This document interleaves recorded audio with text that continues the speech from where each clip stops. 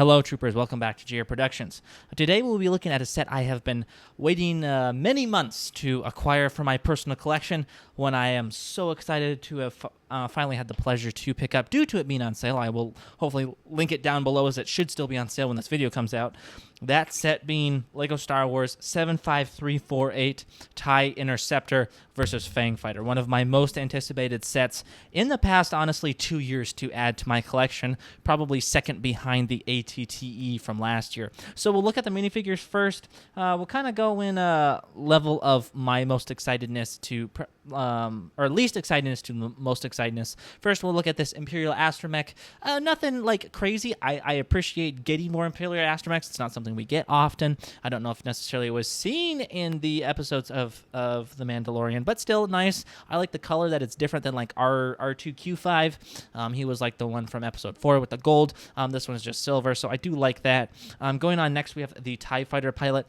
Pretty decent. I do like the leg printing. He is accurate, although I do like the, even though it wouldn't be accurate, obviously, but I do like the lined TIE Fighter pilots from like Rogue One and Episode 4, so I do like those TIE pilots, but nonetheless, still a decent TIE pilot. Of course, not going to be at the same level of detail as the one from the UCS TIE Interceptor, but obviously it shouldn't. I think there should be a distinction, kind of the problems with Captain Rex, but that's a video from last week, not this week. Going in next, we have the Mandalorian Din. I do like the new blade for the Darksaber, although I do still kind of wish maybe we had just got a printed weapon, kind of like we got for like Ninjago has the flaming sword, the fire sword.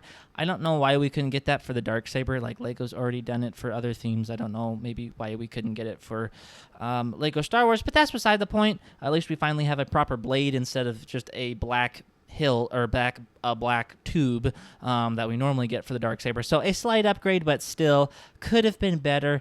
Again, other themes have got it, but that's beside the point. Although nice update for Din Djarin with the updated helmet. Very, very nice. I really do like that. But yes, we have gotten him in many sets, and still many more sets we'll probably get. And then I'd say the best figure in this is the Mandalorian Fleet Commander. Really good, kind of off the I can't remember what his name.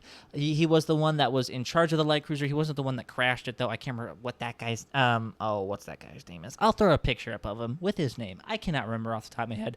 But not him, but the other guy. He was in charge of actually the light cruiser, in command of it. So a nice minifigure to get, kind of a somewhat named figure, but nonetheless something you could still army build. So that is nice to get a nice army building Mandalorian, although, you know, kind of $100, kind of not easy to do. Nonetheless, we will hop into the Starfighters. We're going to look at the Fang Fighter first. I know a lot of people rip on it, like that it's not that good. I really, really like this design. I do wish, I know it would have been harder to do. I do wish it had its proper design of being able to spin. We saw that in Star Wars Rebels. That would have been really cool, but there had to be some give and take here, and I guess that was one of the things that had to give. But overall, I think it's a really, really cool design. I think it matches it very well. I do really like the blasters on top. Nice place features with the spring-loaded shooters for the kids. Overall, I think a really good Starfighter design and an accurate representation, even though it might be cool to have been able to seen it spin like it does in canon in Rebels, but that's beside the point. Going on to, in my opinion, the main person of the show, the TIE Interceptor, and oh my goodness, have I been waiting for a new TIE Interceptor for almost 2 decades. Well, not necessarily 2 decades, because I do have the 2006 TIE Interceptor, but since like 2014, when new TIE Fighters were coming out and we got new designs, I have been looking forward to a new TIE Interceptor, and my goodness, this design is just so beautiful. I know it's been already stated. I also very much appreciate it because these Starfighters, especially the TIE Interceptor, is more in size comparison to the old TIE Fighters, not the 2020 and therefore 2024 TIE Fighters and TIE Bomber. It's more in scale with the old TIE Fighters, which also makes me very happy because I do miss and appreciate the older Starfighter sizes. Just a beautiful upgrade. The wings, especially the laser cannons at the tips, are a significant upgrade. At some point, I'll try and do a comparison on both the TIE Interceptors, but just a significant upgrade when it comes to the wing-mounted laser cannons, the rangefinders on the tips of the back here on this part of the wings. Just a significant upgrade. Massive structural upgrade. This thing has been Technic pieces run through the middle and then have plates and pieces covering them up as they connect to the Interceptor. by far a magnitude of 300 to 400% better, more stable design than the last Tie Interceptor. Beautiful engine design on the back. Just overall, I cannot praise this Tie Interceptor enough. I think this is one of the best starfighters.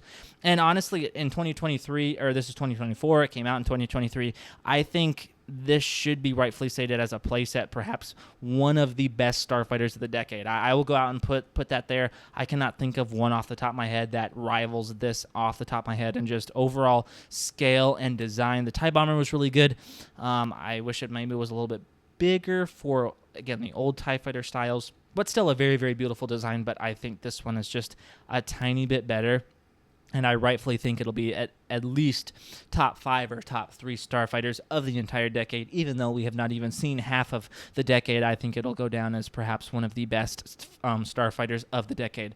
So that is going to do it today, guys. Thank you guys for watching. I hope you enjoyed this set review. If you guys have still been waiting for it to go on sale, as I was, it has finally gone on sale. That's why I picked mine up. I believe it is still on sale either on Amazon or Target. Both had them for $70. So about 30% off, which is not, we've barely seen it on sale, let alone 30% off. It is retiring at the end of the year, so if you're looking to get one, if both of them have it, I'll link Amazon. I do a little bit of kickback. If only Target has, I'll link Target. But definitely, if you wanting to get this, don't sleep on this. I don't know if it's going to be any cheaper. There were some on Walmart clearance, but that was months ago, so I don't know if that's going to happen again. You'll be lucky if you can get on clearance somewhere else. So I would definitely, if you've been waiting for it to go on sale, now would be the time. Otherwise, you're playing a little bit of roulette, maybe getting it in the future for a similar or better deal. So thank you guys for watching. I hope you guys have enjoyed. If you did, please consider liking, comment, and subscribing. Tell me what your favorite starfighter is so far from the decade, and what you hope to see maybe in the future. Thank you guys again for watching, and I'll catch you guys next time.